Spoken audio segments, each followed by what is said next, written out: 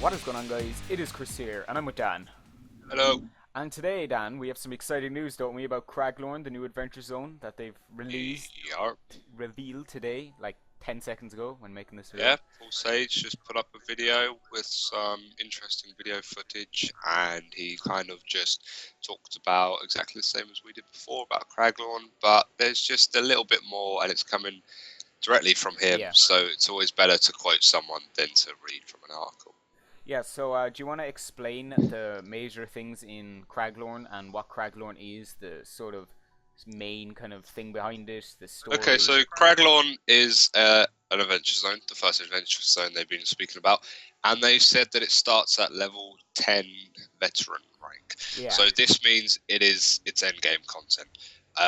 It is a whole zone in itself. It's not a dungeon or something you walk into as a raid or anything.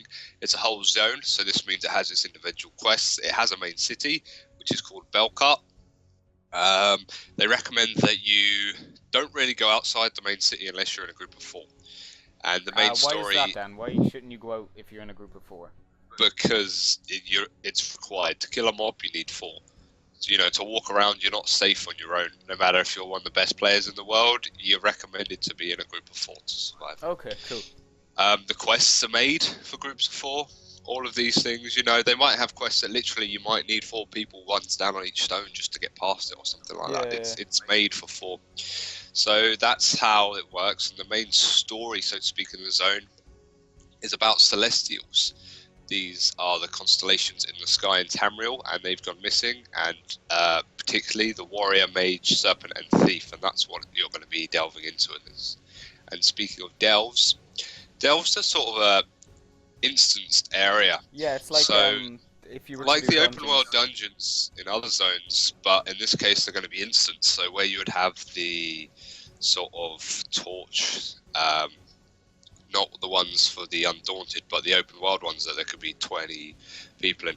In this case, they're going to be instanced for your party, and they're going to include a sky shard and bosses and such. Yeah. Pretty much similar to a dungeon. So you won't have people coming in, taking your sky shard, farming the boss for 20 frickin' minutes trying to get the blue item. Yeah, so you're not going to have that problem going into a dungeon and then being like, why is there 50 people standing around this? Oh, okay, there's the boss. No, he's gone.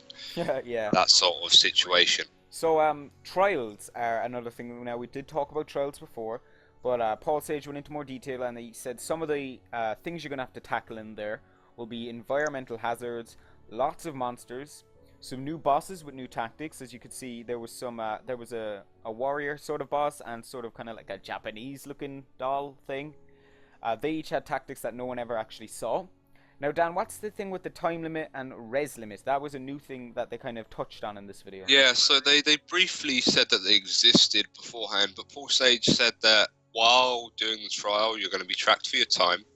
I think there's actually going to be a limit as well, so you literally, if you can't do it within the time, then tough, you lose, I guess. Yeah. I don't know what will happen. I don't know if the world will explode and you'll die or just get removed. And you have a number of reses, so you have a res limit.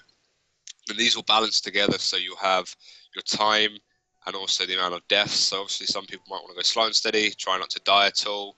We'll give you a score.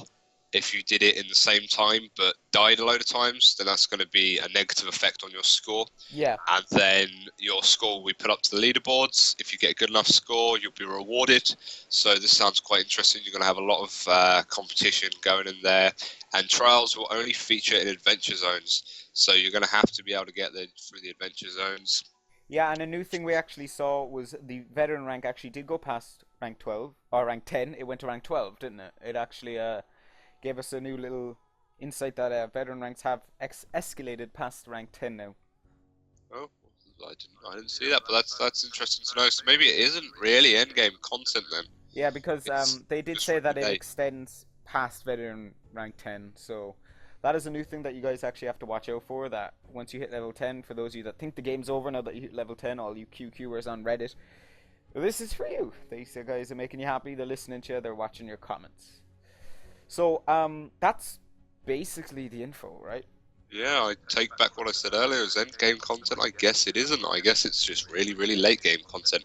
And that is the reveal for the Craglorn Adventure Zone from Paul Sage. Yeah. We've got footage from that for you guys to look at while we're talking.